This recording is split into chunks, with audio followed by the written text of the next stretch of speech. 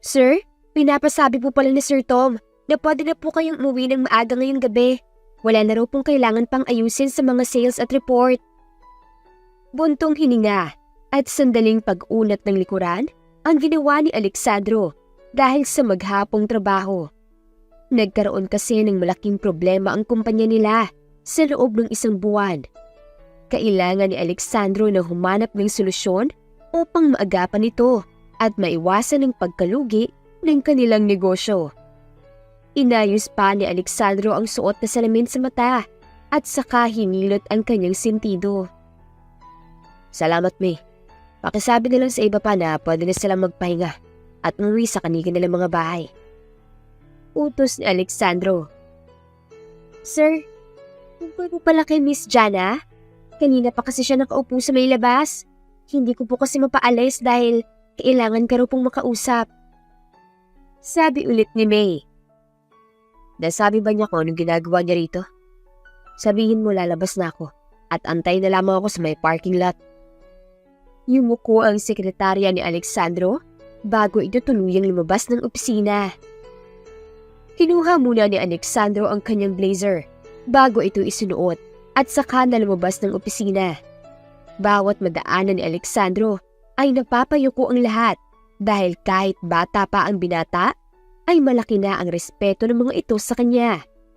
Sa edad na 15, si Alexandro na ang nagpapatakbo ng kumpanya ng ama kasama ang tiyuhin na si Tom.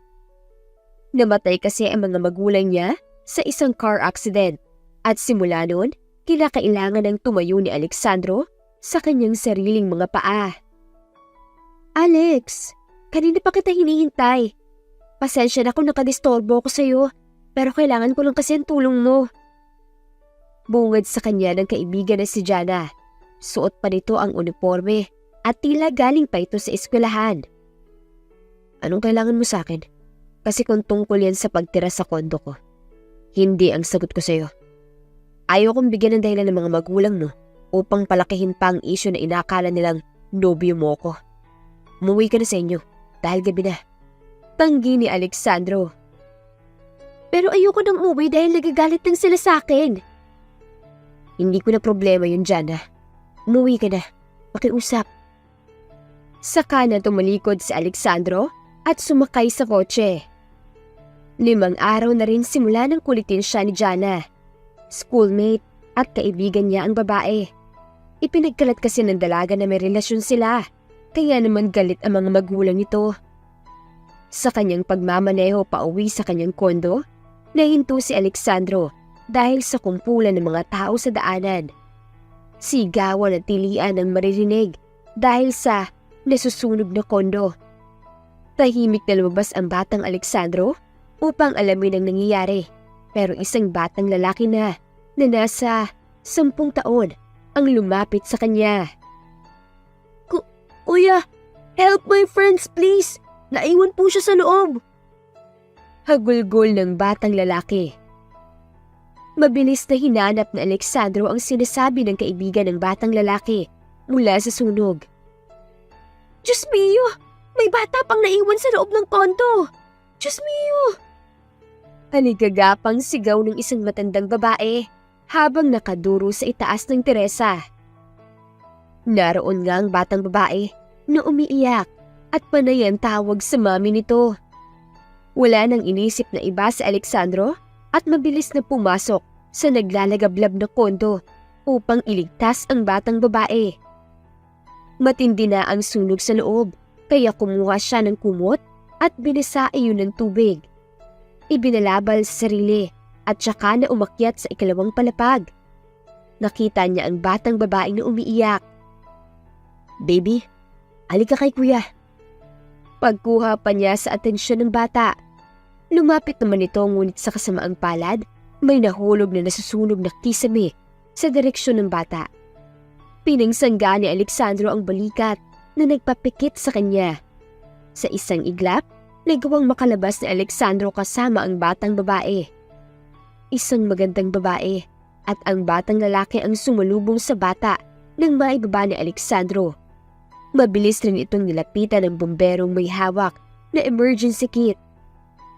Sir, Hindi naman po malala ang sunog sa balikat mo, pero kailangan mo pa rin itong ipatingin sa ospital. Sabi ng babaeng tumingin sa sunog sa kanyang balikat. Salamat. Yung bata, natignan niyo na ba?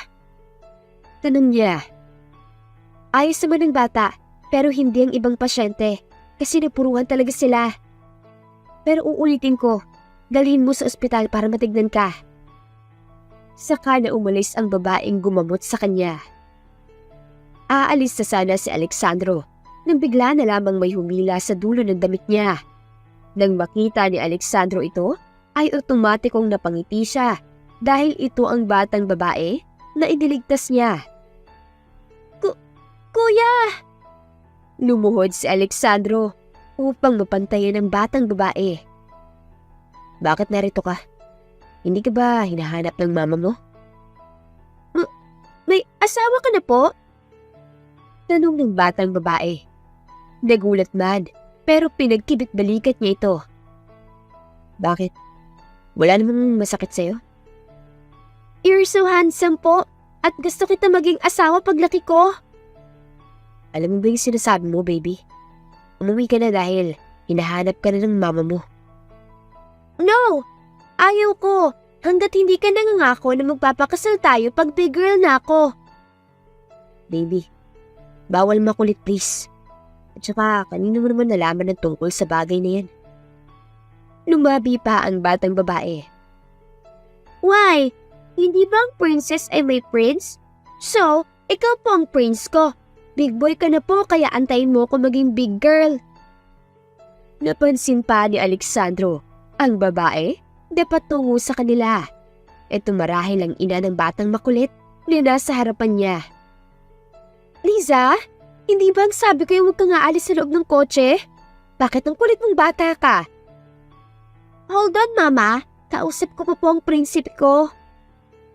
Gulat na gulat pa ang mukha ng ina ng bata, kaya nahiya ng kaunti si Alexandro. Pagpasensyahan mo ng anak ko ha? Nang ipinanganak ko kasi yan ay nasamid ako. Ngumiti pa ng alangan ng babae. Mama!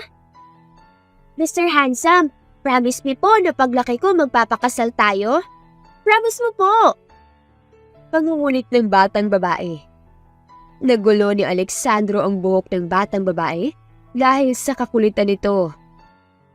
Promise me po na pag big girl na ako ay pakakasalan mo po ako. Namumula na ang pisngi ng batang babae. Nangingilid na rin ang mga luha nito, kaya kahit alanganin, ay wala nang nagawa si Alexandro, kundi ang pumayag. Alright, I promise. Aniya, nawala sa loob dahil pangakong bata lamang ito.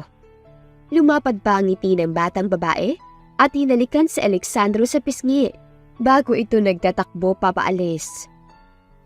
Napailing na lamang si Alexandro dahil sa batang babaeng iniligtas niya. Ito na palang umpisa ng pagbabago ng buhay ni Alexandro dahil ang simpleng pangako ng batang ito ang babago sa kanyang malungkot na buhay. Tagaktak ang pawis ni Liza nang makalabas na siya ng NAIA Airport ngayong araw. Matapos ang isang dekada, sa wakas, nakauwi na si Liza sa bansang iniwan niya. Kailangan kasi niyang mag-aral sa ibang bansa dahil ito ang huling habilin ng kanyang lolo bago ito pumanaw. Liza, huwag kang tumakbo. Alalahanin mo, hindi ka na bata. Suway ng kaibigan ni Liza na si Nathan. Uncle Jay mo talaga, Nathan. Hindi mo ba namimiss ang Pilipinas? 10 taon rin tayong hindi nakauwi rito. Ang Pilipinas nga bang namimiss mo? O ang lalaking pinangakuan mo na pakakasalan mo pag big girl ka na? Tumira pa sa kawalan ng binatang si Nathan na may hawak na maleta na Liza. Alam mo naman ang dahilan kung bakit ako umuwi, hindi ba? Kailangan ko siyang hanapin dahil tutuparin ko ang pangako naming dalawa. Paano kung may asawa na siya ngayon? May mapapala ka kaya? Huwag ka magbiro ng ganyan, Nathan. Huwag mong sirain ang araw ko dahil sinasabi ko sa'yo.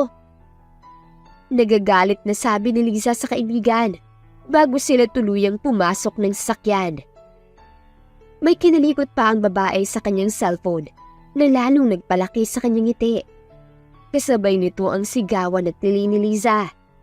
Naitakip na maninitan ang hintuturo sa kanyang magkabilang tenga. Alam ko na kung saan nagtatrabaho nagligtas sa akin! May-ari ito ng napakalaking kumpanya at ang gwapo niya! Saka muling tumili si Liza nang makabasag tainga. Huwag kang sumigaw. Alam mo naman na nakakarindi yung boses mo. Kung makita mo na kung nasan siya, puntahan mo. Yun nga ang gagawin ko ngayon, Nathan. Kaya Manong, sa Sandro Incorporation po tayo. Hiyaw ni Liza. Kunot ang noo ni Alexandro ngayon sa loob ng conference room dahil sa mga empleyado niyang pumalpak. Bumaba kasi ang sales nila sa loob ng 2 buwan. May nawawala ding pera na hindi nila alam kung saan napunta. Idagdag pa ang babaeng si Jana na palagi siyang kinukulit. Sir, ano pong masasabi niyo sa report namin? Nanginginig pang sabi ng babaeng nasa harapan. What do you want me to say? Very good. Hindi mo nga maipaliwanag ng maayos kung bakit ang baba ng sales kahit halos maubos ang lahat ng produkto. Ano? Sinong kumain ng mga produkto natin? Kayo? Sir, hindi rin ho talaga namin alam kung saan po napunta ang nawawalang pera. Hindi ko po hawak ang budget ng kumpanya. Si Amara pong may hawak nito bago siya mag-resign. Katwiran ng babae.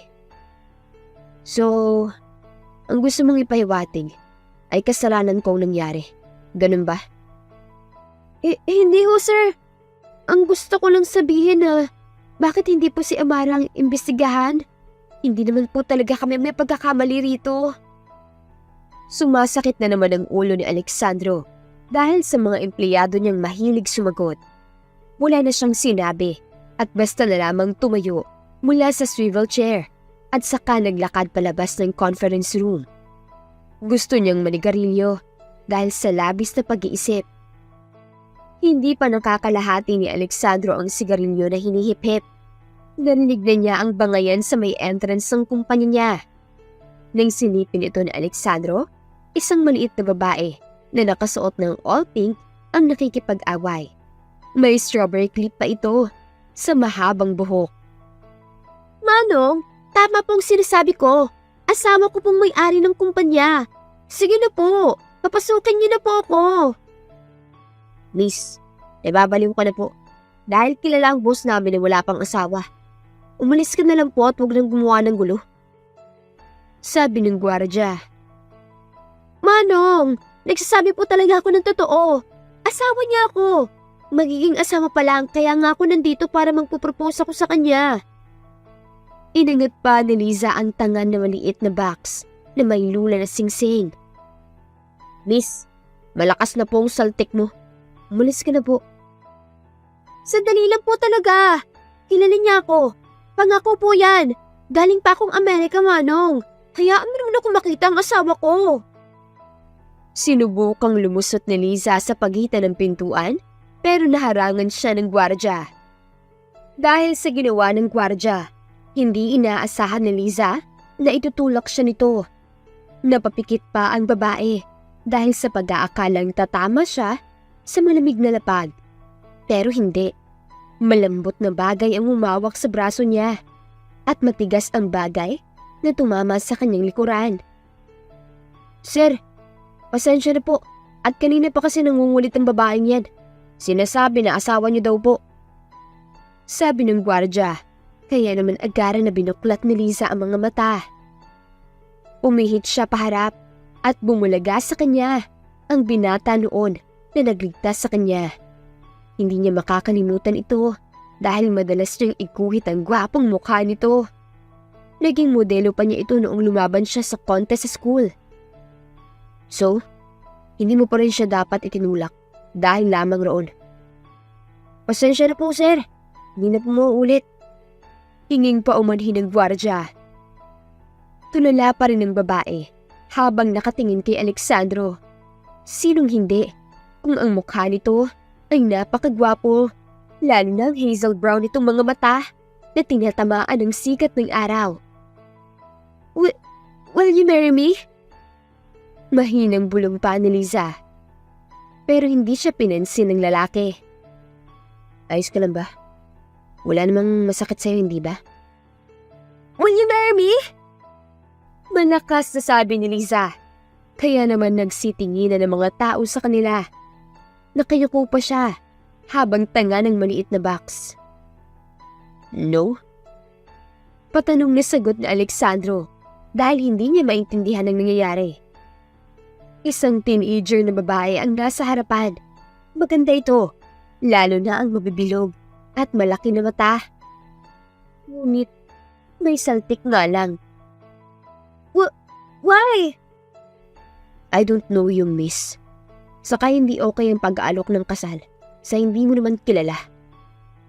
Pakiramdam ni Liza ay napahiya siya. Kung ganun, ikaw ang magpo-propose.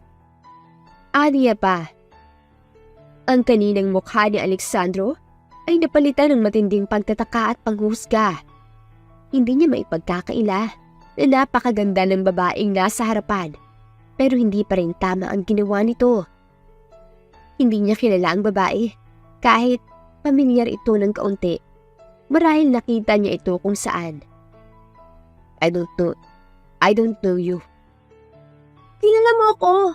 Ako yung batang babae na iniligtas mo noon sa nasusunog na kondo. I'm sorry. Di talaga kita kilala. Laglag balikat si Liza. Hindi ba nangako tayo na pag big girl na ako, ay magpapakasal tayo? Kaya nga ako bumalik para to pa rin yun. Pero wala akong maalala, miss. Pilit pa rin ang pagtanggi ni Alexandro bago sinipat ang suot na relo. Hindi ba nga may sunog kang balat dyan sa may balikat mo dahil sa pagligtas sa akin? Ako yon. Tapos nangako pa tayo na magpapakasal pag malaki na ako. Hindi talaga kita kilala at mauuna na ako. Hindi na napigilan pa ni Liza ang lalaki na umalis at pumasok sa loob ng kumpanya nito. Hindi na rin siya nakasunod sa loob nang dahil pinanlakihan na rin siya ng mata ng gwardya. Wala tuloy siyang magawa kundi ang umuwi ng laglag ang magkabilang balikat. Pakiramdam niya ay na-broken-hearted siya ngayong araw. Hanggang sa makauwi sa mansyon ng asawa ng kanyang tita Marie, laglag pa rin ang mga balikat at mahaba ang kanyang nguso nang makapasok sa mansyon. Liza, buti naman at umuwi ka na. Sabi ng driver ay nagpunta ka raw sa kumpanya. Sinubong sa kanya ng Tito Tom niya. Opo, pinuntahan ko lang kasi ang mapapangasawa ko, pero hindi na niya ako kilala. Yan ba ang batang nagligtas sa'yo nung 10 taong gulang ka? Kabatang kapal naman ang mukha ng lalaking yun para tanggihan ng napakagandang pamangkin namin. Sabi ni Tom. Tito Tom naman eh. Aasarin mo pa ako. Alam mo naman nasugutan ng puso ko. Nga po pala si Nathan po ba ay nakauwi na sa kanila? Iniwan po ba niya rito mga maleta ko? Nasa loob na ng guest room ang mga maleta mo. Magbihis ka na sa taas at bumaba upang makakain ka na. Darating din ang pamangkin ko ngayong gabi at ipapakilala kita at nang makalimutan mong lalaking yan. Dagdag pa ng Tito Tom bago tuluyang nakapasok sa guest room si Liza. Pauwi na si Alexandro galing trabaho pero hanggang ngayon ay hindi niya makalimutan ng babae kanina. Naaalala na niya ito dahil ito ang batang babae na pinangakuan siya ng kasal pag big girl na. Gusto niya matawa dahil tinupad nga nito ngunit hindi maaari dahil pangakong kalokohan lamang iyon. Wala siyang plano na umuwi ngayon sa mansyon ng uncle niya pero pinauuwi siya nito. Ipapakilala raw sa kanya ang pamangkin ng asawa nito. Pagpasok ni Alexandro sa loob ng mansyon, malalakas na tawanan ang sumulubong sa kanya. Isang babae na nakaupo sa mesa ang may suot naman ngayon na kulay blue na pajama na may disenyo na Pikachu. Naalala niyo tuloy ang babae kanina. Alexandro, mabuti naman at narito ka na. Halika at sabayan mo kami ni Liza maghapunan. Aya ng uncle. Wala sa loob lumingon si Liza. Saka naman nagtagpo ang mga mata nilang dalawa. Nabitawan pa ng babae ang tangan na kutsara kaya lumikha ito ng ingay. Ikaw? Anong ginagawa mo rito? Gulat na tanong ni Liza kay Alexandro. Hindi ba ikaw dapat tatanungin ko niyan? Anong ginagawa mo rito? Teka nga, magkakilala kayong dalawa? Liza, hindi mo sinabi sa akin ah. Siya yun, Tito Tom! Siyang tumanggi sa proposal ko! Siya? May alam ka ba dito, Alexandro? Bakit hindi mo sinabi sa akin na may iniligtas kang batang babae noon? Iyan ba ang dahilan kung bakit may sunog ka sa balikat? Umiwas ng tingin si Alexandro dahil ayaw na niyang pahabain pa ang problema at kalokohan ng babae. Hindi niya akalain na narito ang babae at kilala pa ng uncle niya. Tumalikod na lamang siya upang umalis sa sitwasyon pero hinarangan siya ng babae. Hindi mo ba talaga ako pakakasalan? Bumalik pa ako rito para lang tuparin ang pangako natin noon. Miss, nakikiusap ako sa'yo. Tigilan mo ng kalokohan mo dahil hindi talaga nakakatuwa. Sa'yo naman, Uncle. Aalis na muna ako at marami pa akong kailangan gawin. Paalam ni Alexandro. Hindi ka aalis hanggat hindi mo sinasabi sa akin ang dahilan kung bakit ayaw mo akong pakasalan. Liza, hayaan mo muna siguro si Alexandro. Saka nyo na lang pag-usapan. Pwede din bukas na lang ng umaga. Mas mabuti pa.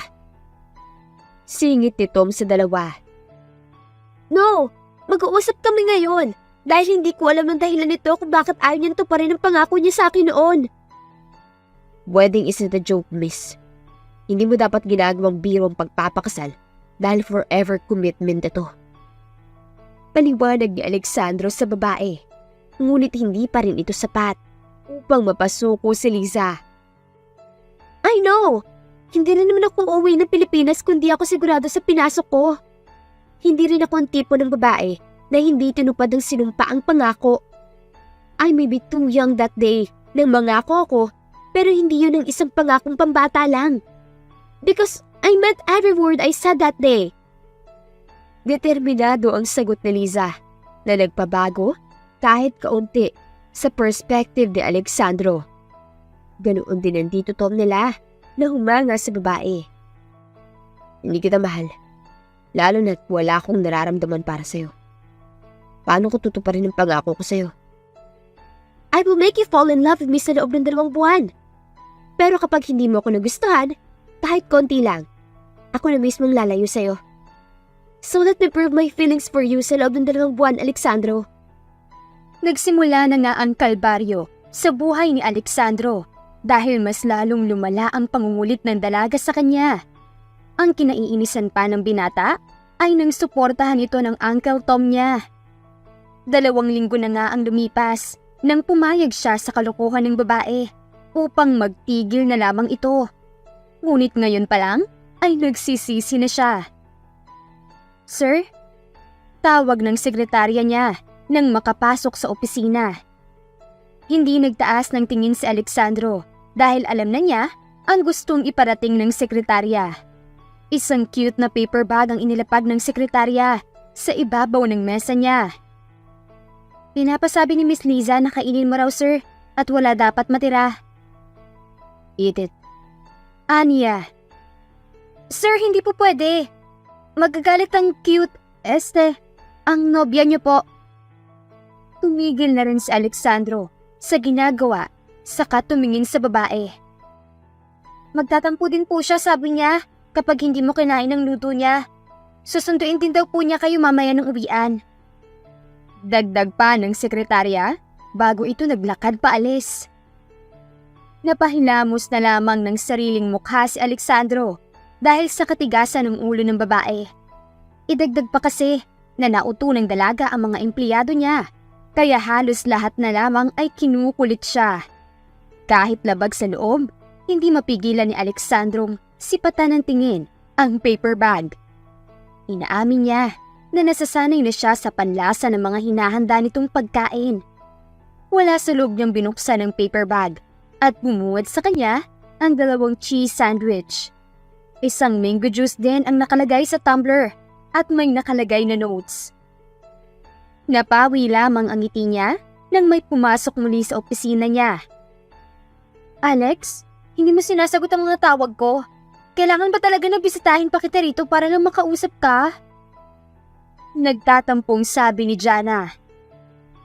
Itinago ni Alexandro ang paper bag pero hindi na nakaligtas ito sa mata ng kaibigang si Jana. Huwag mo nang itago dahil nakita ko na. Galing ba yun sa kwento mo nung isang araw? Ang batang babae na iniligtas mo? Shut up. Sabihin mo na lang kung anong ginagawa mo rito. Masungit namang tura ng lalaki. Kahit kailan talaga napakasungit mo, no? Sa palagay mo ba may magkakagusto sa'yo kung ganyan ka ka-grumpy? Hindi ko maintindihan kung ano bang nagustuhan ko sa'yo dati. Nakakapangsisi, sa totoo lang. Umikot pa ng 360 degree ang mata ni Jana dahil sa kahiya ng maalala. Pero anyway, gusto sana namin na maging best man ka sa kasal namin ni Philip. 2 months ago pa naman bagong kasal. Pwede mo rin isama si Little Missy nang makilala namin siya. Dagdag pa ni Jana. Yun lang ba? Pwede ka nang umalis. Bastos pang utos ni Alexandro, kaya mas lalong humaba ang nguso ni Jana. Ang hambog talaga, no? Huwag ka sanang matagalan ng Little Missy mo. Kawawa naman siya kung mapupunta lang sa katulad mo. Hasik ng babae bago ito naglakad palabas ng opisina. Natahimik si Alexandro at muling napatingin sa paper at sa mga pagkain na galing kay Liza. Hindi na lamang niya pinansin ang sinabi ng kaibigan at nagpatuloy sa ginagawa. Sa may mall naman ay pinaiikot sina Liza at Nathan dahil sa paghanap ng regalo para kay Alexandro. Nalalapit na kasi ang kaarawan ng binata kaya hindi pwede na wala siyang maibigay na regalo dito. Pwede ba magpahinga muna tayo? Kasi kanina pa tayo ikot ng ikot at nahihilo na ako. Gutom na rin ako. Baka naman pwede na tayong kumain? Reklamo ni Nathan. Hindi pwede. Dahil kailangan natin makabili ng mga kailangan ko para sa surprise. Kaya tumayo ka na dyan. Dahil mahaba-haba pa ang lalakaran natin. Hindi ka ba nagsasawa? Hindi ka ba napapagod?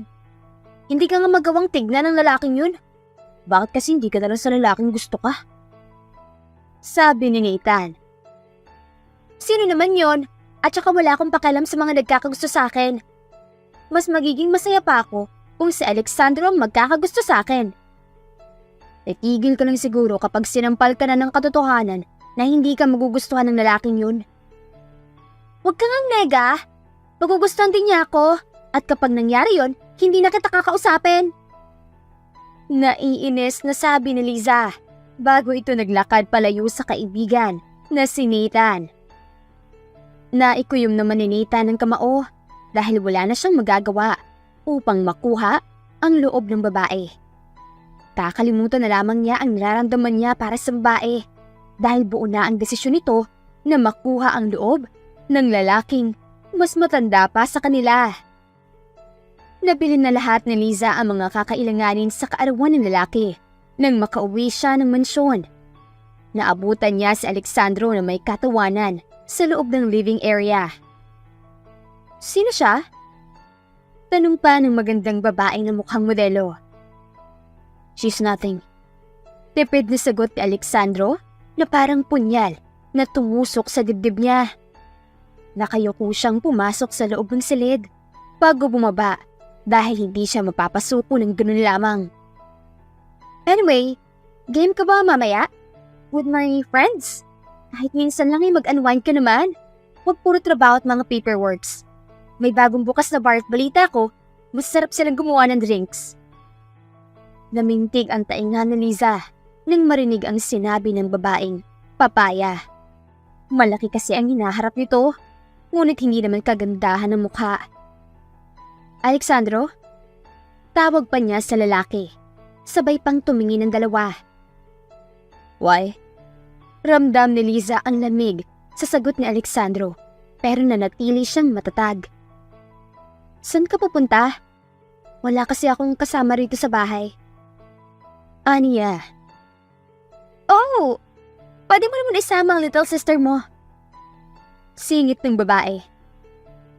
Excuse me? Hindi niya ako kapatid at hindi magiging kapatid.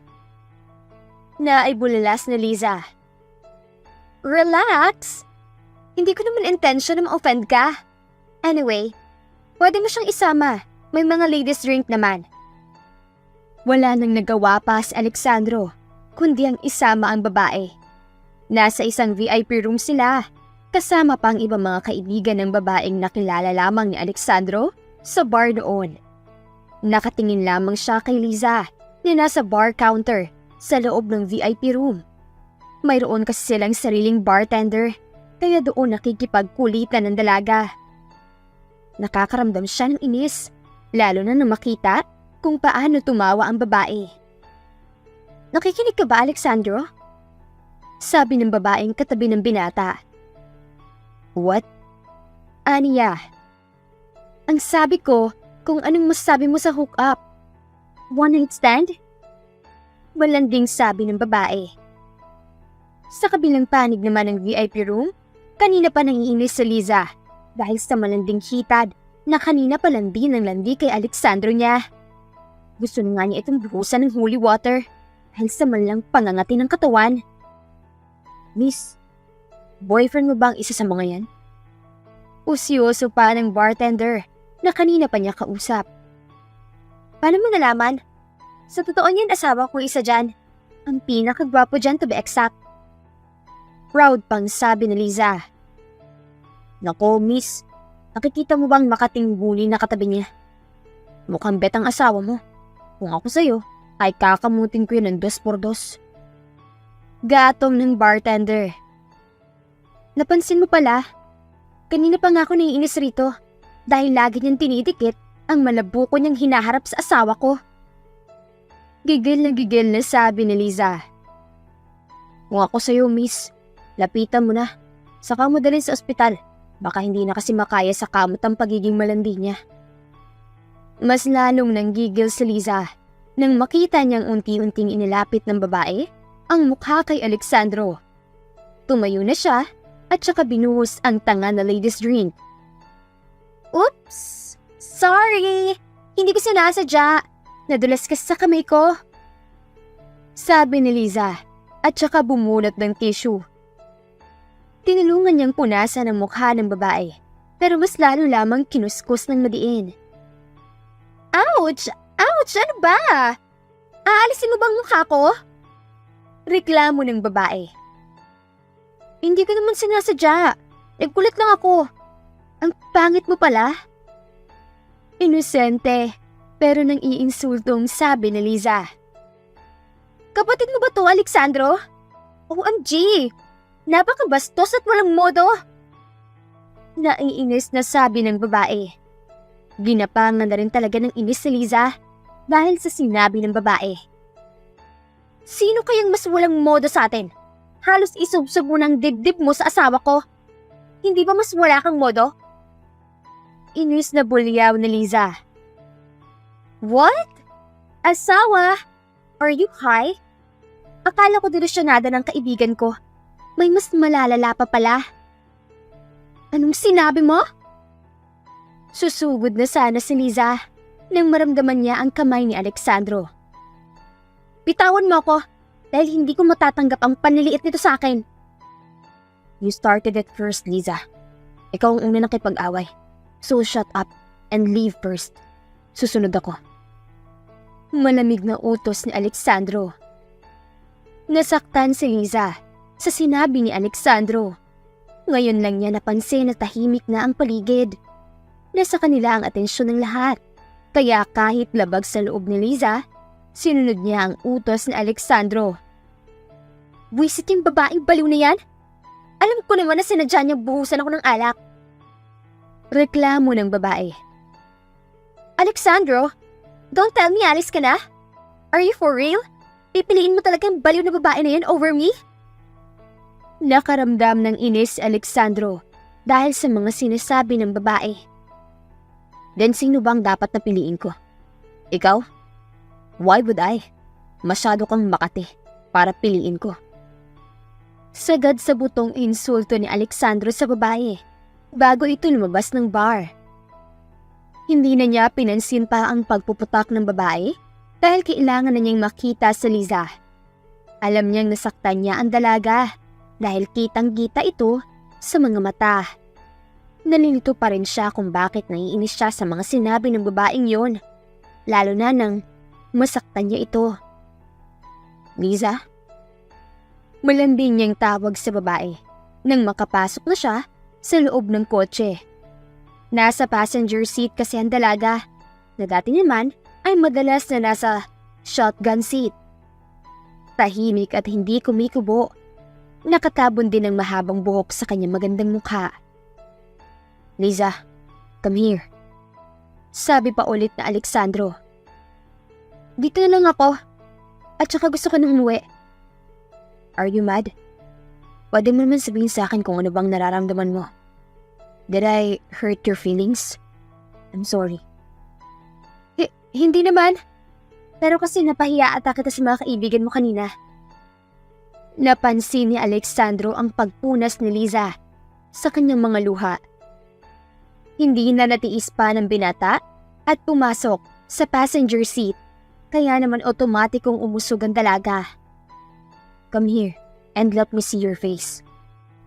Gusto kong makita ang mukha mo at gusto kong mag-usap tayong dalawa. Ayoko. Liza. Babala ni Alexandro, kaya naman mabilis na umusog si Liza palapit sa binata.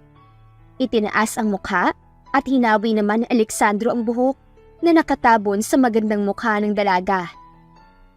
Pakiramdam ni Alexandro ay kinurot ang puso niya. Naalala kasi niya ang pamangkin noon. Ganitong-ganito ang batang iyon sa tuwing nasasaktan. Tahan na, dahil ayoko magalit sa akin sa Uncle Tom dahil sa pinaiyak kita. Sa kanya niyakap ng sobrang higpit ng dalaga. Ikaw kasi, bakit ayaw mo akong pakasalan? May 1 buwan na lang pero hindi mo pa ako nagugustuhan. Hagulgul nito. Hindi napigilan ni Alexandro ang matawa dahil sa kalokohan ng dalaga. Huwag mo akong tawanan dahil isusumbong talaga kita kay Tito Tom. Buliyaw pa sa kanya ng dalaga. I'm sorry. Sabi niya, pero hindi pa rin mawala ang malaking ngiti sa labi niya. Good. Ngayon yakapin mo ko dahil masama pa rin ang loob ko sa nangyari. 5 minutes pa. Kung alam mo lang nayayakapin mo ko sa tuwing umiiyak ako, hindi na ako titigil sa pag-iyak. Biro ni Liza. Nanatili silang magkayakap sa loob ng sasakyan hanggang sa humupa na ang galit ni Liza. Muling bumalik ang malawak ng ngiti sa labi ni Liza, kaya naman nagpasyahan nilang umuwi na sa mansyon. Masama ang tingin ni Liza sa mga babaeng panay ang tingin kay Alexandro. Kanina pa rin niya pinanlilisikan ng mata ang mga ito dahil sa mga malagkit na tingin na ipinupukol sa binata. Matapos kasi ang sagaran sa trabaho, nagpasya ang mga kaibigan at katrabaho ng binata na magbakasyon. Nagpumilit lamang na sumama si Liza dahil umalis si Tom papuntang ibang bansa. Walang makakasama ang dalaga, kaya wala na rin nagawa si Alexandro kundi pumayag.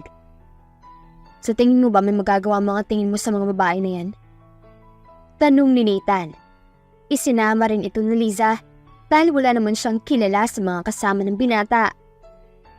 Nakakainis kasi mga tingin nila. Hindi ba nila nakikita na kasama ko ni Alexandro? Hindi ba nila nakikita na hindi interesado sa kanila si Alexandro? Bugnot niyang sabi. Wala kang magagawa dahil ang lalaking pinapangarap mo ay nasa tamang edad na ng pag-aasawa. Kaya wala kang magagawa kundi tanggapin ng mga babaeng humahabol sa kanya. Alam mo ha, Nathan, hindi na dapat kita sinama rito. Kung pati ikaw ay dadagdagan ng inis ko.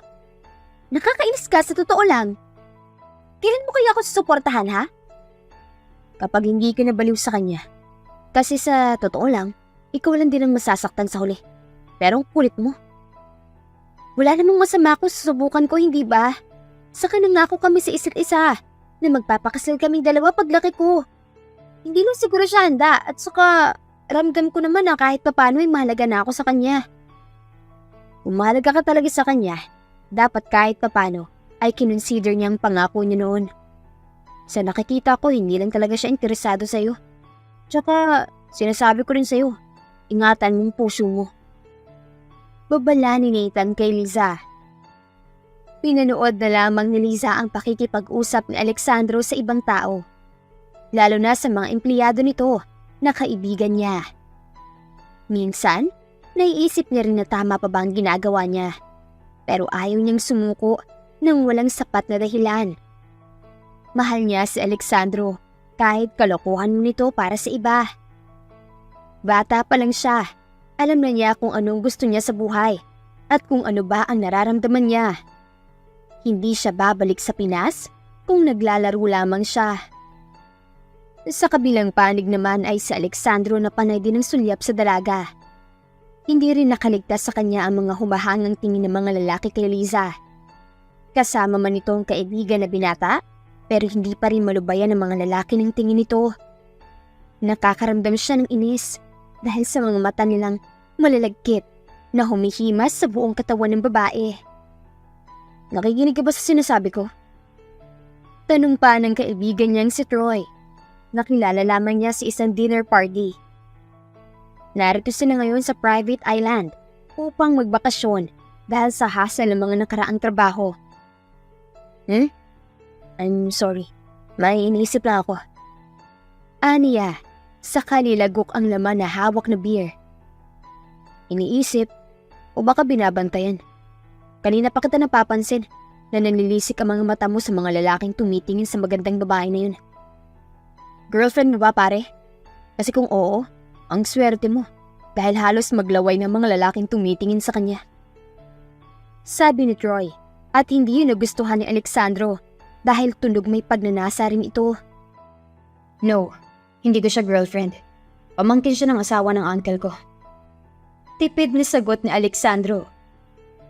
Kung ganun, pwede ko naman siguro siyang pormahan, di ba? Ganyan kasi mga tipo ko. Sabi pa nito, don't you dare. Pagbabanta ni Alexandro bago niya iniwan ng lalaki. Hiwalay ang bungalow ng mga babae sa mga lalaki. Pero dahil isang pasaway si Liza, palihim siyang tumungo sa bungalow ni Alexandro. Psst! Pagkuha pa niya sa atensyon ng binata na nagkakape sa may gilid ng bintana nito habang nagbabasa. Nagtataka naman sa kanyang tumingin si Alexandro at napanganga nang makita ang mga dala niya. Hindi mabasa ni Liza ang emosyon sa mukha ng lalaki, pero hindi naman ito galit, kaya tumuloy siya. Walang sabing naglatag ng higaan sa lapad at saka humiga. Ano sa palagay mong ginagawa mo sa bungalow ko, Liza? Hindi ba may sarili kang bungalow? Shh! Huwag mo siyang kausapin kasi natutulog na siya. Get out. Now. Matigas na tura ni Alexandro, kaya naman napabangon si Liza nang wala sa oras. Pero bakit? Pwede naman ako magstay dito, hindi ba? Wala naman akong gagawing masama. Hindi ko lang talaga gusto makasama ang mga empleyado mong babae. Baka kasi mapatay ko sila dahil pinagpapantasyahan ka nila. Bumusangot pa ito. But still, hindi ka dapat pumunta rito. Hindi dapat magsama ang babae at lalaki. Pero bakit? Dito naman ako sa lapag, hindi ba? Hindi naman tayo magkatabi kaya okay lang naman, hindi ba? No, bumalik ka na sa bungalow nyo. Ngayon na, Liza. Utos ni Alexandro, pero umiling lang ang babae. Ayoko! Hindi pwede dahil ayaw ko nga sabi doon. Kasi ngiingay nila. Tsaka hindi ko nga sila close. Bakit bang kulit mo? Hindi ka pwede dito dahil bawal. Bumalik ka na bago pa magpunta rito mga ibang kasama pa natin. At kung ano pang isipin nila sa atin. Bakit hindi mo sila hayaan sa iisipin nila? Kaya lang naman ako bumalik sa Pinas dahil tutuparin ko pangako natin, hindi ba? Nakakaramdam na rin ng inis sa Liza dahil nakikita naman niya na iniiwasan siya nito. Hindi mo pa rin nakakalimutan ang pangako na yan? Bata ka lang noon, Liza, nang mangako tayo sa isa't isa at wala yung ibig sabihin. Parang sinaksak ang damdamin ni Liza nang sabihin yun ni Alexandro. Ramdam naman niya at nakikita niya na hindi interesado sa kanya. Pero nangako siya na may 2 buwan siya upang paibigin ito. Pero nag-usap na tayo, hindi ba? May 3 linggo pa ako para magbagong isip mo. Hindi naman kita minamadali, pero sana isipin mo ng mabuti. Tura ni Liza, bago siya nagtalokbong ng kumot. Wala nang nagawa si Alexandro, kundi hayaan na sa kanya tumuloy ang dalaga. Kailan ba siya nanalo sa katigasan ng ulo nito? Pero aminado si Alexandro, nalilipas rin ang lahat. Makakalimutan din ng dalaga ang kalukuhang naiisip. Akala ni Liza ay may magbabago sa relasyon nila ni Alexandro dahil lately, mas naging malapit na silang dalawa. Hindi niya makalimutan ang gabing nag-open up ito sa kanya ng mga bagay-bagay. Pero ngayong umaga, parang ibang Alexandro naman ang kaharap niya. May kasama itong magandang babae na may pagkamorena. Ang sabi ng napagtanungan niya ay kababata ito ni lalaki. Huwag mo naman panggigilan ng pagkain ko, Liza. Kung nagsiselos ka, puntahan mo ang babaeng yan at saka mo tanungin kung anong kinilalang din niya sa delusyon mong asawa. Naiinis na sabi ni Nathan. Kanina pa kasi niya napapansin ang pagiging agresibo ni Liza sa pagkutsara ng pagkain nila. Bakit kasi lapit ng lapit sa kanyang babaeng yan? Hindi pa siya nahiya na halos ipakita niyang katawan sa lahat? Inggit ka lang kasi puro bilbil ka. Gatong naman ni Nathan.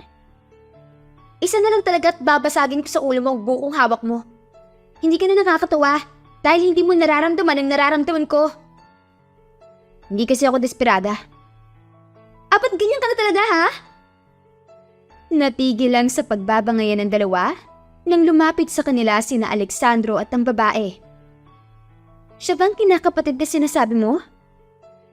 Sumingha pa si Liza. Excuse me, hindi niya ako kapatid kasi nga asawa. Kinakapatid ko siya, Dayan. Di ba ang sabi mo ibabalik ka na sa Manila? Pwede ka naman sumabay sa amin. Kaming 3 lamang at malaki ang dala kong sasakyan. Dumaan ang sakit sa mga mata ni Liza dahil sa sinabi ni Alexandro. Nanliit siya, kaya hindi napigilan ng mapayuko. Ayaw niyang makita ng dalawa na nasasaktan siya. Naramdaman pa ni Liza ang pagtapik ni Nathan sa kamay niya na para bang sinasabi na ayos lang ang lahat. Hanggang sa matapos ang bakasyon nilang lahat, hindi na muling kumibo si Liza. Sigurado ka ba na pwede akong sumabay? Hindi naman ako nakakaabala, hindi ba? Tanong pa ng babaeng si Dayan. Hindi, doon lang din ang punta namin. Sagot naman ni Alexandro. Dahil sa pakikipag-unahan ni Liza sa front seat, hindi niya sinasadya na maitulak si Dayan. Subsob ang dalaga at nasugatan pa ito sa kanang binti. Agara namang lumapit si Alexandro na may pag-aalala sa mukha bago tinulungan ng babae. Liza, what is wrong with you? Hindi ka ba tumitingin sa harapan mo? Ang luwag ng likuran ng sasakyan, makikipag-unahan ka pa sa harap. Maski si Dayan ay nabigla sa pagsigaw ng binata. Alexandro, okay lang ako. At saka wag mo naman siyang sigawan. Hindi na kasi tamang ginagawa ng batang yan. Napapansin ko rin ang mga ginagawa niya. Hindi yun tama. Katwiran ni Alexandro. Hindi ko naman sinasadya. Gusto ko lang naman maupo sa harapan. Pigil na pigil ang mga luha ni Liza na wag pumatak. Ayos lang naman ako, Liza. Huwag mong isipin at saka huwag mong papansinin si Alexandro. Pagpapagaan ni Dayan sa loob ng babae, pero mukhang nasaktan na talaga ito ng pinata. Huwag mo siyang ipagtanggol, Dayan, dahil hindi na rin tamang ginagawa niya. Nakikita ko kung paano kanya pag-initan. Hindi ko naman pinag-iinitan ng babaeng to, Alexandro. Bakit mo ba ako pinag-iinitan? Hindi ba dapat magalit ako sa'yo kasi hinahayaan mong landiin ka ng babaeng to? Liza, ang bibig mo, dahil hindi magandang nagsasalita ng ganyan. Bakit? Totoo naman, hindi ba? Ayos naman talaga tayo bago siya dumating. Hindi mo na nga ako pinapansin dahil sa kanya. Galit na sabi ni Liza. Nagpupuyos na kanyang damdamin dahil sa selos at sama ng loob na naipon sa mga nagdaang araw. Anong hindi ka pinapansin? Huwag mo akong bigyan ng kanin sa plato ko, Liza. Mag-sorry ka kay Dayan. Ngayon na, Utos ni Alexandro. Bakit? Wala akong kasalanan na ginawa sa kanya. Dahil din sa kanya kaya hindi mo na ako pinapansin, hindi ba? Gusto ko lang naman maupo rito sa harap. Kasalanan ko ba kung tatanga-tanga siya? Shut up! Dumagundong ang boses ni Alexandro sa paligid. Nabigla din si Liza dahil sinigawan siya nito. Hindi na rin napigilan pa ang mga luhang pumatak sa kanyang mga mata. Alexandro, that's enough, sabi ni Dayan. Sakalang natauhan si Alexandro ng damputin ni Liza ang mga gamit at saka sumakay sa kotseng dala ni Nathan. Hahabulin sana ito ni Alexandro pero pinigilan siya ni Dayan. Konsensya ang nararamdaman ni Alexandro, lalo na makita na naman niya ang mga luha nito. Pinag-iinitan ako ng bata kasi pinabaliwala mo. Hindi naman ako tanga para hindi makita na itinutuon mo ang atensyon mo sa akin para makalimutan mo siya, hindi ba? Pagsasalita ni Dayan na nagpatahimik sa lalaki. Bakit hindi ka nalang magpakatotoo sa nararamdaman mo para sa kanya? Kasi kita naman din sa mga mata mo na may nararamdaman ka para sa kanya. No, hindi ko siya gusto at hindi ko siya pwedeng magustuhan. Matanda ako sa kanya habang siya bata pa at ayokong masira ang buhay niya. Masisira agad ang buhay niya? Hindi ba pwede na tulungan mo siya para mag-grow? Ito kasi ang mali sa mindset niyong mga lalaki. Iniisip niyo kasi na nagiging hadlang kayo sa aming mga babae. Pero hindi dahil po pwede kayong maging bahagi ng mundo namin na hindi hinahadlangan ng mga pangarap namin. Naguguluhan din ako. Nagsimula na naman ang lahat dahil sa pangako namin noon na pakakasalan ko siya pagtanda niya. Hindi ko naman inaasahan na gagawin niya talaga to. Nangingiti na lamang ang lalaki sa tuwing naaalala niya ang proposal ng babae sa kanya. At nakikita ko na sobrang saya mo sa kanya. Itinatanggi man ang ibibig pero hindi na mga mata mo. Nakakainis din talaga mga lalaki kasi in denial pa sila at ayaw aminin na nahulog na rin. Pailing-iling pa si Dayan. Ngumiti lamang ng malawak si Dayan habang nakatingin kay Alexandro. Kung doon nagsimula ang kwento niyo ay napakaswerte mo. Huwag ka sanang magsisi kapag nawala yan sa'yo dahil tiyak na pagsisisihan mo. Sabi ni Dayan bago ito pumasok sa loob ng sasakyan. Isang linggo na ang nagdaan ng simula ng tuluyan ng magkalabuan sina Alexandro at Liza. Mistulang hangin lamang kung ituring ng babaeng binata, kaya naman halos ikabaliw ito ni Alexandro. Ilang beses na rin lumapit si Alexandro sa dalaga, ngunit hindi talaga ito pinapansin ng dalaga. Sir? Tawag sa kanya ng sekretarya. What? Gusto ko kasi makausap na Miss Jana, kaso hindi ka po kasi sumasagot kanina pa. Sabi nito, papasutin mo na lang siya rito. Ani ni Alexandro bago hinilot ang sentido niya dahil sa pagkirot ng ulo niya. Ilang araw na siyang hindi pinapatulog ng dalaga kung bakit hanggang ngayon ay tulog pa rin ito. Mabuti naman at pinayagan mo na rin ako na makausap ka. Ang akala ko'y maghihintay pa ako ng 2 oras para lang makausap ka. Salubong ni Jana. Bakit ba? May kailangan ka ba? Kaya ginugulo mo na naman ako. Easy! Hindi ba nasabi ko na sa'yo kung ano nga bang pinupunta ko kaya ako narito? Kukunin kitang best man sa kasal ko. At pwede mo na rin kunin na bridesmaid ng babaeng kinababaliwan mo. Kumindat pa si Jana. Mukhang hindi ata kayo bati ng batang yon? Nagsawa na ba sa'yo? Shut it. Umalis ka na. At alam ko na. Ang sagwa talaga ng ugali mo, no? Isa ako sa tatawa ng malakas kapag talagang naghabol ka sa babaeng yan. Tatawa-tawa ba si Jana? Ewan ko ba kung bakit ang dami nagkakagusto sa katulad mo? Kung alam lang nila kung anong ugaling meron ka, ewan ko na lang. May pasapak pa sa balikat si Jana sa lalaki, kaya naman panay-iwas si Alexandro. Kung makapagsalita ka, akala mo hindi mo ako inabangan sa labas ng kumpanya dahil lang sa gusto mo ako. Pamumuska ni Alexandro sa babae, kaya naman tumigil ito. Nandiri nang maalala ang kanggahan noon. Ngunit ngayon naman ay si Alexandro ang tawa ng tawa. Hanggang sa nagtatawanan na silang dalawa dahil sa kabaliwan nilang dalawa. Kusa din tumigil si Jana sa pagtawa nang makita nila si Liza na nakatayo habang nakatingin sa kanilang dalawa. Liza, anong ginagawa mo rito? Tanong ni Alexandro. Dinalhan lang kita ng lunch. Hindi ko naman gusto na maistorbo ko kayo. Aalis na ako. Wait. Masakit man para kay Liza. Pero ngayon lamang niya nakita si Alexandro na tumawa ng ganun kalakas. Marami siyang napagtanto sa 2 buwan na nanatili siya dito sa Pilipinas. Oo, magdadalawang buwan na simula nang dumating siya sa Pinas at kailangan na niyang bumalik sa Amerika. Masakit man isipin, pero hindi niya nagawang paipigan ng binata, kaya tutuparin niya ang napag-usapan nilang dalawa.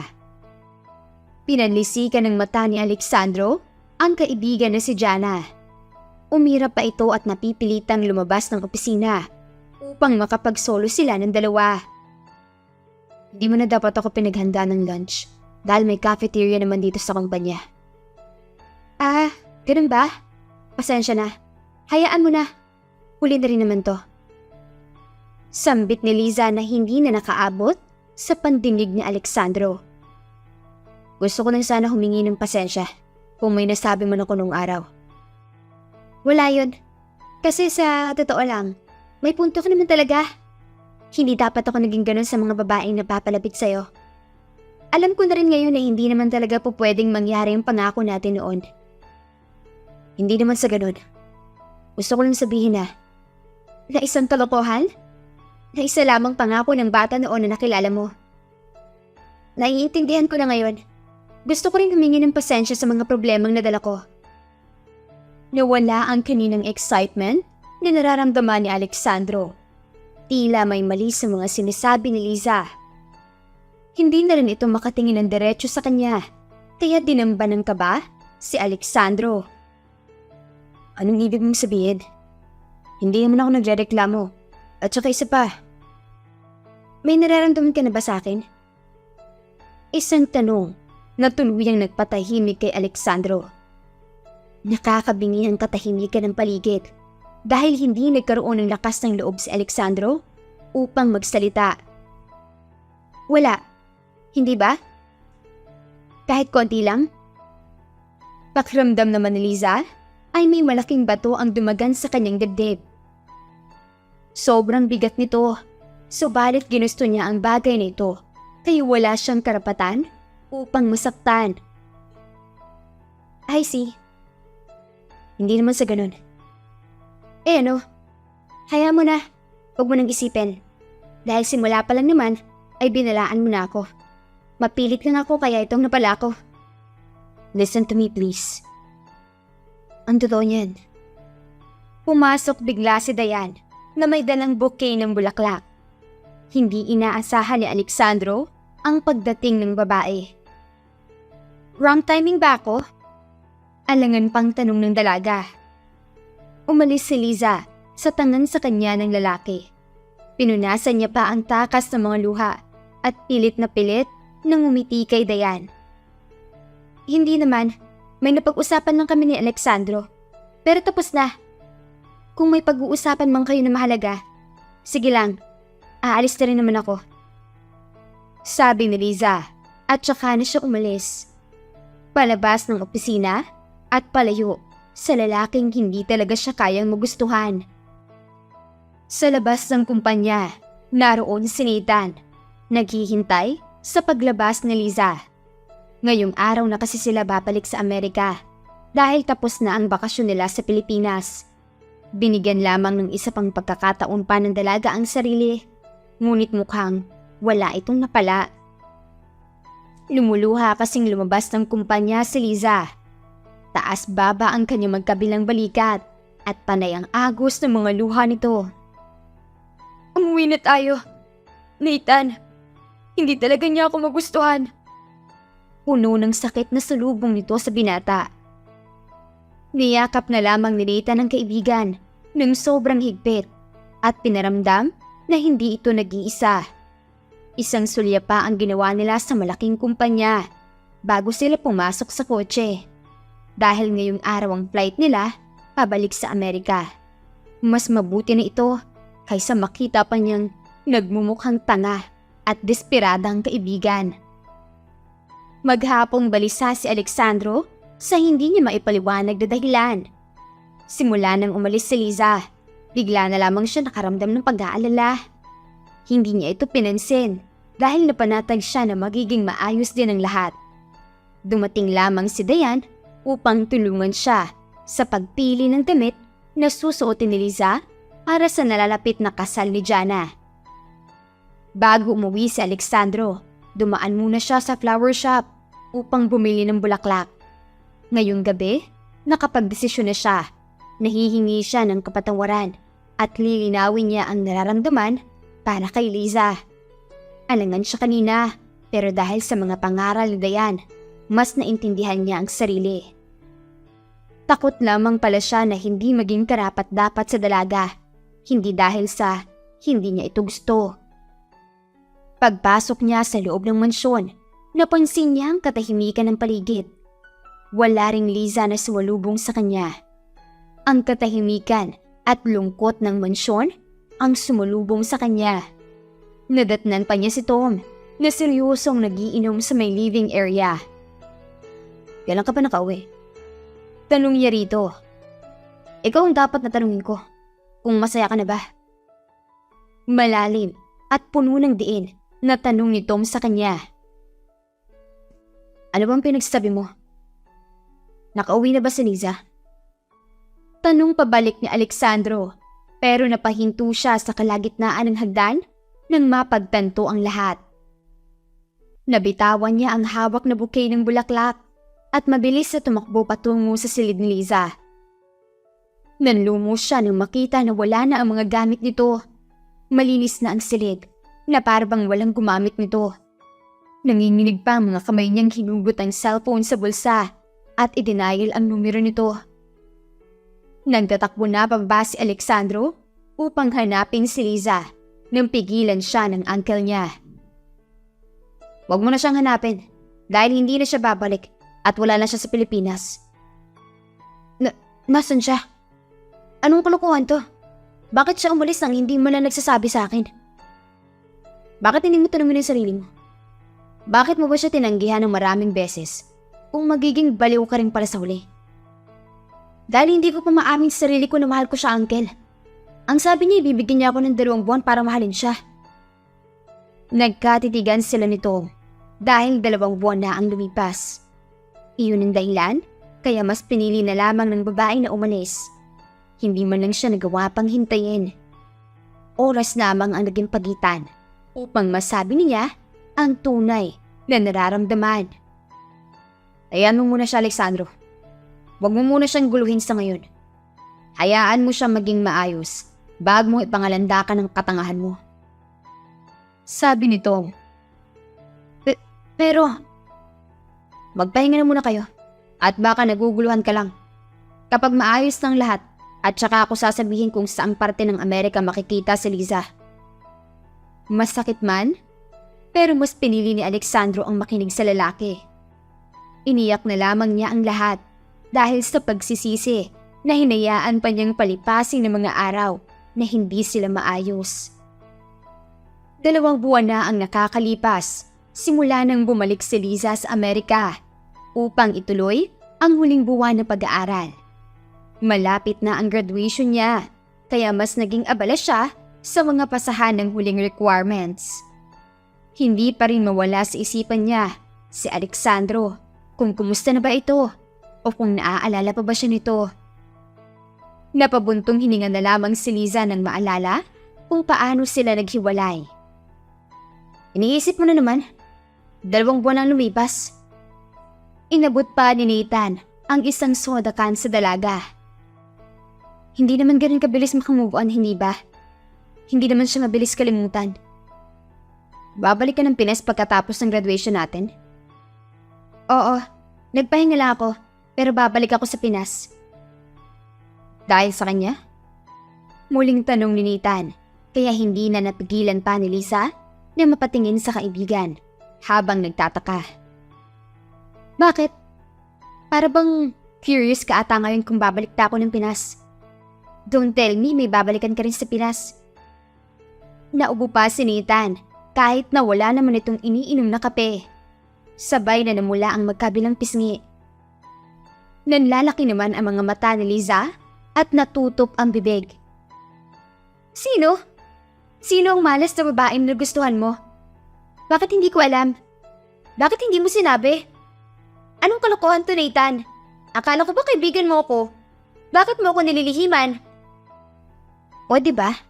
Inaan mo ang boses mo dahil pinagtitingin na tayo ng mga tao. Baka nakakalimutan mo na wala tayo sa Pinas. Hasik ni Nathan. So, sino nga? Sino ang malas na babaeng na nagkaroon ng interes sa'yo? Itinuro ni Nathan ang babaeng papalapit sa kanila, kaya naman ang patingin si Liza. Hindi lamang siya nagulat, kundi nalaglag pa ang panga niya dahil kilalang kilala niya kung sino ang babaeng papalapit sa kanila ngayon. Ang makinis na morenang balat at ang magandang mukha nito. Mas lalong gumanda ang babae at bagay na bagay rito ang bestidang puti. Honey, pasensya na at nahuli ako nagpunta. Masyado kasing maraming kailangan tapusin na schedule. Sabi ni Dayan, saka pa hinalikan sa labi ang kaibigan na si Nathan. Saka lang nila napansin si Liza nang tumikim ito ng maraming beses. Hindi pa rin makapaniwala si Liza na nagkatuluyan ang dalawang ito. Kumusta ka na, Liza? Mas lalo kang gumaganda, ha? Sabi pa nito. Baka gusto niyo sabihin sa akin kung paano. Paano? Paano? Hiyaw niya sa dalawa. 2 oras ang tsikahan nila kung paano nagsimula ang lahat. Masaya si Liza para sa kaibigan, ngunit nakaramdam siya ng lungkot nang maalala si Alexandro. Kayo ba ni Alexandro? Hindi ka pa ba dinalam ng lokong yun? Sayang talagang hinanda niya para sa'yo ng araw na yon. Hindi ko naman alam na bigla ka na palang aalis. Nasabi ni Dayan, kaya naman napatingin sa kanya si Liza. Don't tell me, hindi mo talaga alam? Takang tanong pa ni Dayan. OMG! Why are you so tanga? Hindi mo ba alam na gusto ka ng in denial na lalaking yun?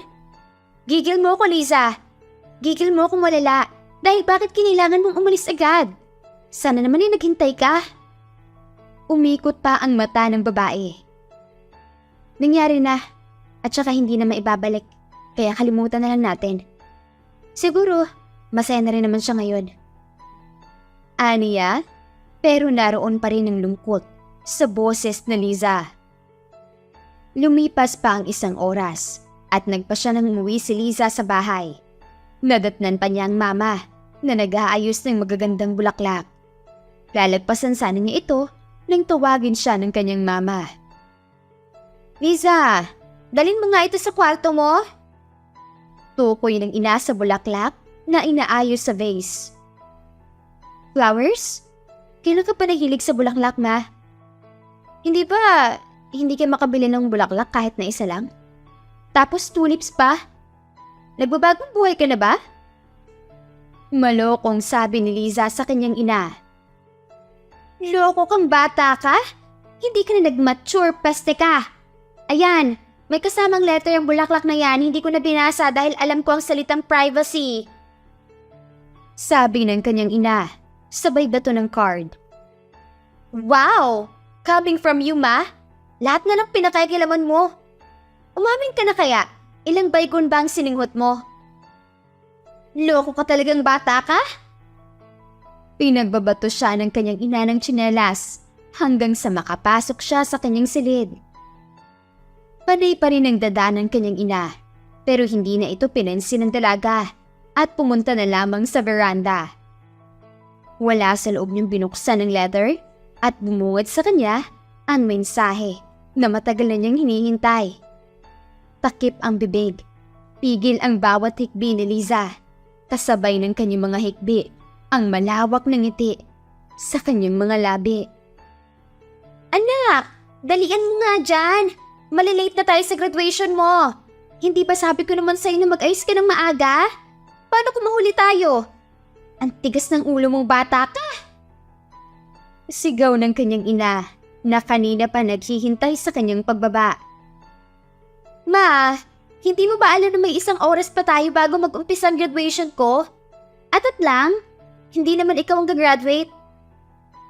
Ang puntong ditong bata ka ay malayo pang biyahe natin. Bilisan mo na dyan dahil naroon na ang Tito Tom mo at Tita Marie mo. Sumakay na sila sa van at bumiyahe patungong eskwelahan. Ito na ang pinakinihintay ni Liza. Ang sa wakas ay makatapos na ng pag-aaral at kasabay ng kanyang ika-22 na kaarawan. Nagbunga din ang ilang gabing puyat at iyak dahil ngayong araw ang huling niyang makikita ang mga kaklase at guro na naging parte ng buhay niya. Congratulations! Hindi ko akalain na may igaganda ka pa. Mas lalo lang mababaliw sa'yo si... Pinanlakihan ng mata ng ina ni Liza si Dayan, kaya isinara nito ang bibig. Nagyakapan naman si Nathan at si Liza dahil sa wakas ay dumating na ang araw na pinakahihintay nilang dalawa. Salamat sa tulong mo sa math dahil kundi sa'yo ay wala ako ngayon. Biro pa ni Liza sa kaibigan. Hindi, salamat dahil kung hindi dahil sa'yo, hindi ko makikilala si Dayan. Saka ba itong umisi ng nakakaloko bago tumingin sa nobya? Umirap naman si Dayan habang namumula ang pisngi. Alam nyo, tama na yan dahil mag-uumpisa na ang graduation nyo. Pagkuha ng ina ni Liza sa atensyon nila, lumuluha na ang kanyang ina kaya hindi na rin napigilan ni Liza ang sariling emosyon. Ma naman, para namang tanga. Wala pa pero umiiyak ka na. Ani ni Liza. Talaga na ang anak ko. At kukunin na sa akin ang anak ko. Saka pa ito humagulgol ng sobrang lakas. Sino naman kukuha sa akin? Si Mama oh. Pinapaiyak ako. Alam naman niya na nagmamarcha ako sa harap.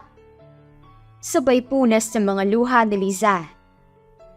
Natuhod si Liza sa kanyang tinatayuan nang makita si Alexandro mula sa malayo.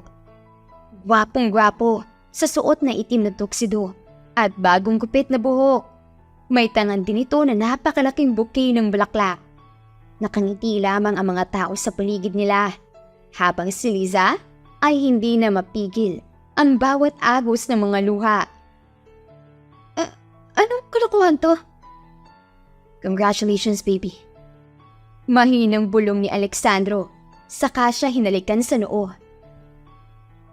Akala ko ba hindi ka makakapunta? Ang daya mo! Hayaan ko bang hindi mo saksihan ang pinakamahalagang araw sa buhay ng babaeng pinakamamahal ko? Hindi ko nahahayaan na wala ako sa mga araw na mahalaga sa'yo. Ang bawat oras at araw ay mahalaga pagdating sa'yo. Congratulations, baby. Maramdaming sabi ni Alexandro. Nakaagaw sila ng atensyon, kaya nadali ng 5 minuto ang program. Titig na titig sina Liza at Alexandro sa isa't isa. Bakas ang sobrang kaligayahan sa kanilang mga mukha. Dahil natupad na ang pinakahihintay ni Liza, ang mapangasawa, ang pinangakuan niya noong bata pa siya. Alexandro! Malakas na tawag ni Liza sa pangalan ng asawa. Umagang-umaga ay banas na banas siya dahil sa ginawang kalokohan ng mag-ama niya. Alexandra! Tawag naman niya sa panganay na anak. Mula sa second floor, dinig ni Liza ang yapak ng anak at sa isang iglap, nasa harapan niya ito. Yes po, Mommy. Inosenteng sabi ng anak, kaya bigla na lamang lumipas ang inis na nararamdaman ni Liza. Nasaan ang daddy mo? At saka sino ba ang may gawa nito? Hindi ba sabi ko naman sa'yo kagabi na ayusin mo ang mga laruan mo sa sala, di ba? Darating ang lola mo. Sinipat pa ng anak ang mga laruan nito na nakakalat pa rin sa labag. I'm sorry po, Mommy. Hindi ko na po naalala kasi, Mommy, tinulungan ko si Daddy na maghanda. Shh! Pigil naman ang pangalawang anak nila ni Alexandro na si Alessandra. 7 taon na ang nakakalipas nang magpakasal sila ni Alexandro. 2 buwan matapos ang graduation. Biniyaan din sila ng 3 supling na nagmana sa kanilang ama. Ang mga anak niya nasaksakan ng ganda at pasaway. Ano yung tingin ninyong dalawa? Anong kalokohan na naman ang ginawa ng daddy niyong gurang? We don't know po, Mommy. Really? Saka pa nanlaki ang mga mata ni Liza sa mga anak. Nakonsensya naman ang itsura ng mga anak niya, kaya natawa siya nang wala sa oras. Di ba sabi ni teacher bawal magsinungaling? Dinig ni Liza, nasabi ng anak niyang 6 na taong gulang. No, white lies are okay as long as it's about the surprise that Daddy makes. Depensa naman ng panganay nilang anak. But it's Mommy. And we promise to Daddy na hindi tayo magsusumbong. Napailing-iling si Liza sa usapan ng mga anak niya at natutuwa dahil napalaki nila ang mga anak na mabait. Ayaw sanang palakihin ni Liza ang problema, kaso natutuwa siyang asarin ang mga anak. Kapag hindi niyo sinabi sa akin ang ginagawa ng ama niyo, hindi ko na kayo kakausapin. Kunwari pang pinalungkot ang boses. I told you, nagtatampo si Mommy. Pigil na pigil ang paglabas ng malakas na tawa ni Liza, pero bago makawala ito, nakita niya si Alexandro na naglalakad sa hallway ng mansyon. Karga ang bunso nilang anak na si Alexander. May hawak ng bulaklak ang asawa, pero bugnot ang mukha dahil may slime ito sa buhok. Oo na, wag mo nang pansinin. Ang mahalaga, tanggapin mo ang bulaklak na alay ko sa pinakamamahal kong babae sa mundo. Salubong ni Alexandro. Anong pakulo na naman to?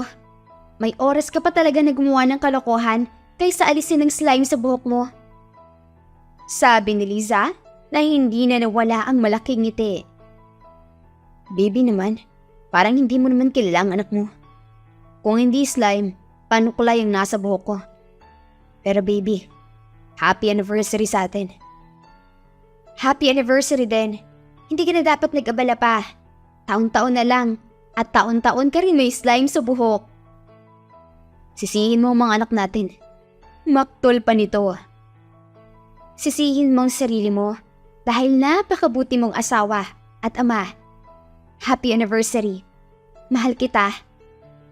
Sabi ni Liza at saka hinalikan ng asawa sa labi. Wakas. Maraming salamat po sa muling pakikinig ng aming kwento. Hanggang sa muli.